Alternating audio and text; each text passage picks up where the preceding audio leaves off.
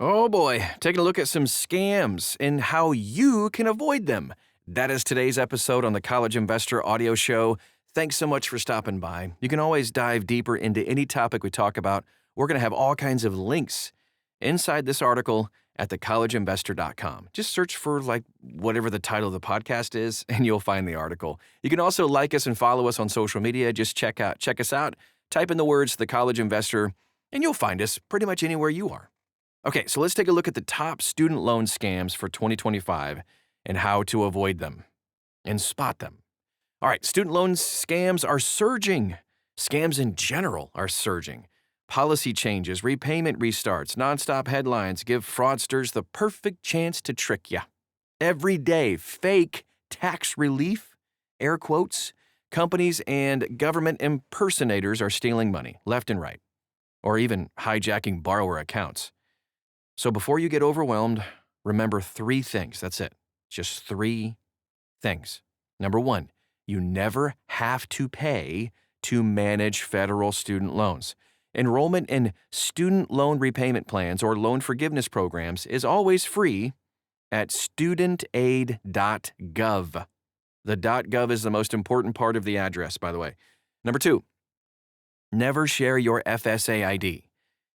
That login is your digital signature. Handing it over is like giving someone power of attorney on your finances. Ugh. Number 3, verify everything at the source. Ignore any text, any ads, all the calls. Just log in, studentaid.gov, or call your loan servicer directly using the number listed in your secure dashboard. Only that number. Do not Google the number and call the first one that comes up.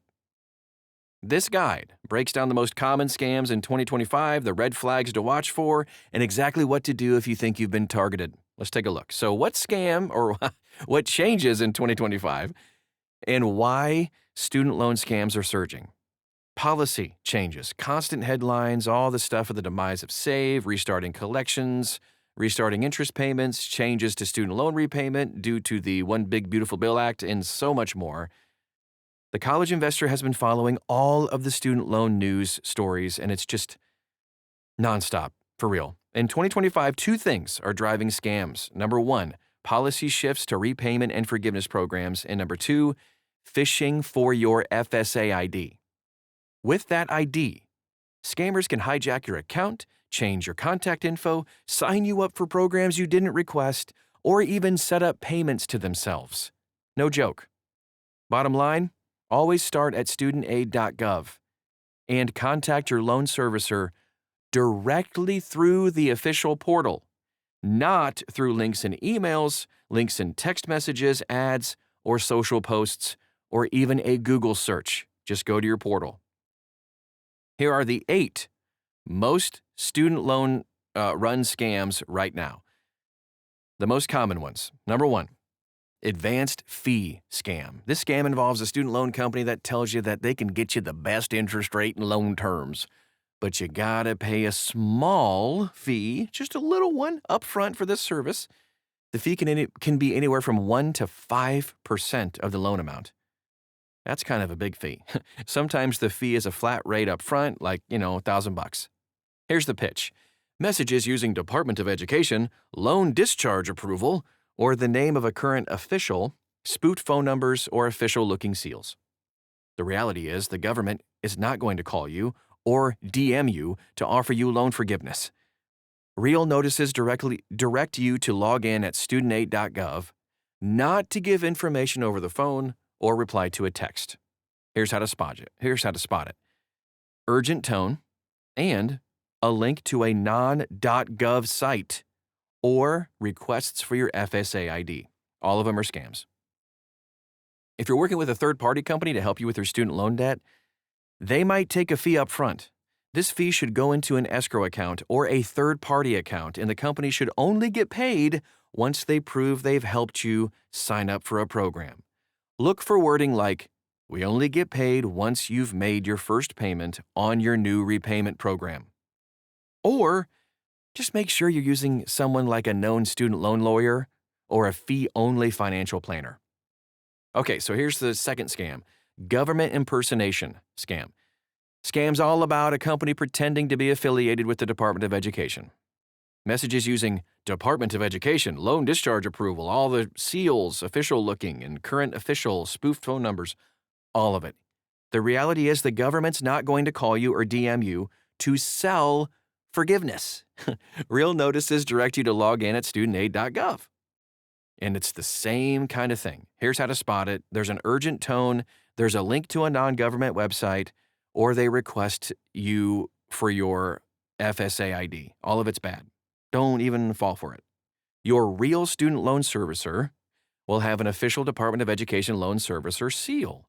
And all of the loan servicers are now hosting their website on the real Department of Education website, like mohila.studentaid.gov.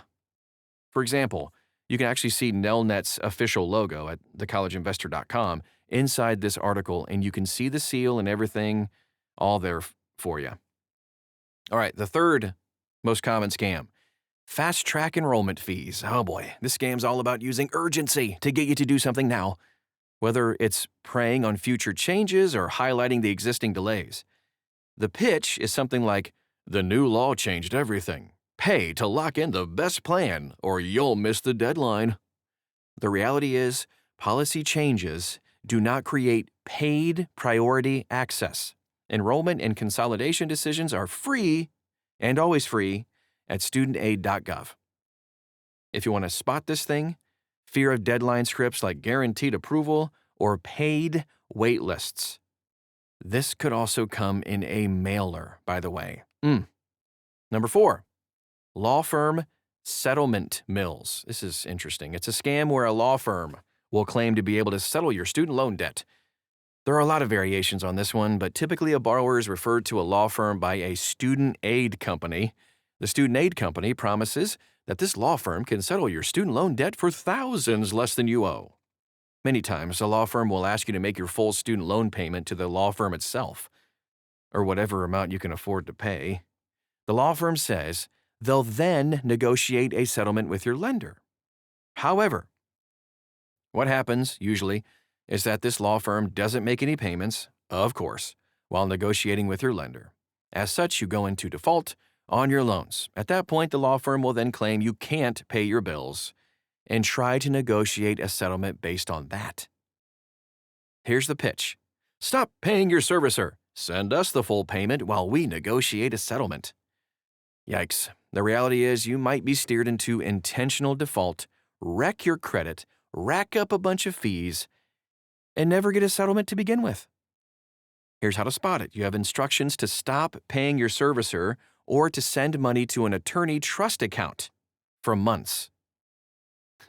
Strategically defaulting on your student loans is one of the worst financial decisions you could ever make, and this scam is effectively the same thing. But you also lose a bunch of money doing it.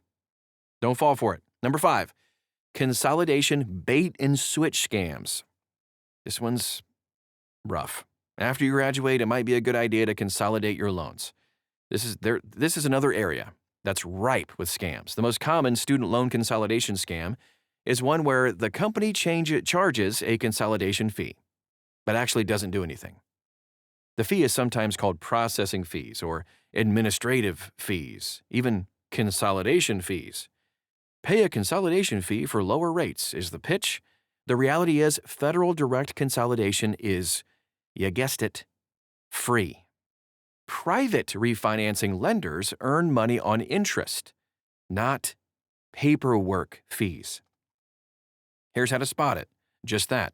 Any fee to apply or pressure to refinance federal loans without explaining your trade-offs, which would be loss of PSLF, IDR subsidies, discharge options, etc.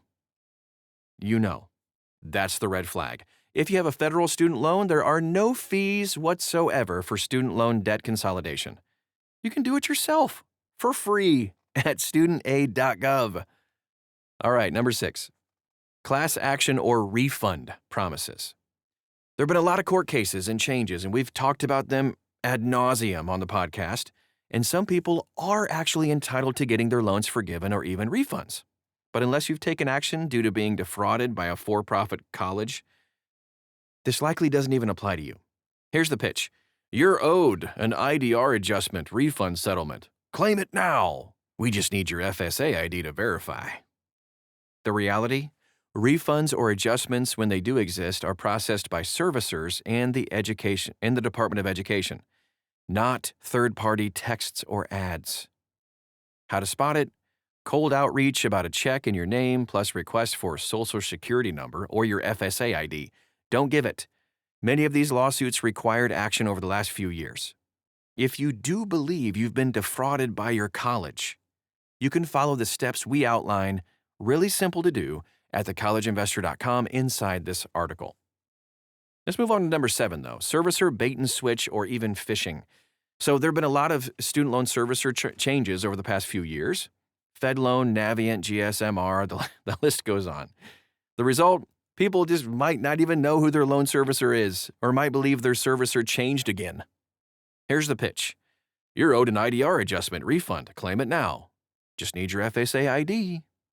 Any refunds, any servicer switching, anything like that, just contact your servicer directly, and you can always find out who your loan servicer is for free at studentaid.gov.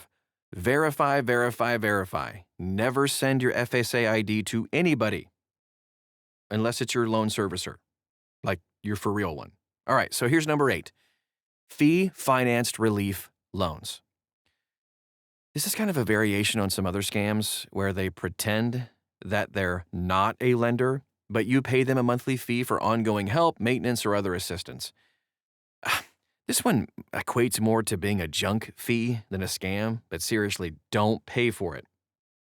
The pitch is no upfront fee, just a small maintenance fee you pay us, and we'll take care of everything.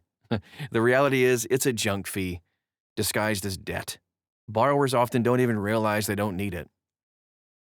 The quick take here, scammers thrive on urgency and fear. Slow down, verify, and only trust .gov websites and your loan servicer's official channels. Go inside the portal to get their number. Some red flags that scream scam. Whenever there's a request for your FSA ID or your Social Security number, over the phone, text, or email. Any upfront fee or monthly subscription for forgiveness or IDR plan enrollment. Guaranteed forgiveness. No. A set payment or immediate cancellation. Claims of affiliation with the Department of Education when they're not. Pressure tactics. Limited time. Countdown little things on the screen. Or threats of arrest or wage garnishment if you don't call them. Directions to stop paying your loan servicer and pay a third party instead. Is it ever okay to pay for help? Of course it is. For advice, not access. Some borrowers choose to hire a fiduciary financial planner or a specialty consultant for personalized guidance, tax coordination, or complex cases like mixed loan types, PSLF strategy, or family planning. You're paying for time and expertise, not for filing free forms. Most student loan situations are straightforward and you really don't need any help with them. But if you have a complex situation, it might be worthwhile to pay for assistance. If you pay anyone, only pay trusted sources. Get written scope and pricing. Avoid subscriptions for basic paperwork. Never share your FSA ID. If needed, authorize view-only access and revoke it when the work is done. Pay via credit card for chargeback protection. All right, well, maybe you're getting to this podcast a little bit late and you think you've been scammed. Here's the 7 steps you need to take. Number 1, secure your FSA account. Log in right now to studentaid.gov, change your password, update your contact info, and review recent activity. Revoke any third-party access or power of attorney on file.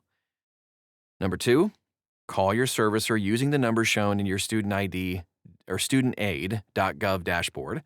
Ask them to, number 1, remove unauthorized charges or changes. 2, restore your original plan if possible. And 3, note your account was targeted by fraud. The 3rd step, stop payments to the scammer. Contact your bank or credit card to dispute the charge, and then get back any charges and block all future debits. Step 4, freeze your credit. Place a free credit freeze, don't pay for that, with Equifax, Experian, TransUnion, all three of them, add a fraud alert if identity data was exposed. Step 5, report it. File at reportfraud.ftc.gov. Don't worry, we have links to all of these and the steps you can see inside this article at thecollegeinvestor.com. You can also consider a CFPB complaint if a company misrepresented its services. Step 6, if identity theft occurred, go to identitytheft.gov for a recovery plan and pre-filled letters. Step 7, document everything. Save screenshots, emails, text messages, contracts, payment records, all of it. This just helps with refunds and enforcement. You'll be taken care of if you go the right route. Where to get legitimate help with your student loans. We've talked about it at length, but studentaid.gov is your source of truth for federal loans. Your loan servicer, but use the contact details shown inside your student loan or studentaid.gov account. Public Service Loan Forgiveness Help Tool, you can check that out at thecollegeinvestor.com. We have a link. State Attorney General or Ombudsman. 14 states have specialized units, by the way, that deal with student loans, and a fiduciary CFP, CPA for complex optimization for tax IDR, PSLF, higher fee-only, fiduciary, that's a key word there, advisors. Avoid anyone requesting your FSA ID. Check out the team at Student Loan Planner or Student Loan Advice. Wow, that was a lot of info today. I get it. You might have been lost trying to get all that stuff written down or remember everything. You don't have to remember anything. Just go to thecollegeinvestor.com, type in top student loan scams, and you'll find this article. Everything is there, laid out perfectly for you. Ask questions, get to know us better, follow us on social media. We'd love to get to know you at The College Investor. Just search for those words and you'll find us. Thanks again for stopping by today, and we'll talk to you again real soon.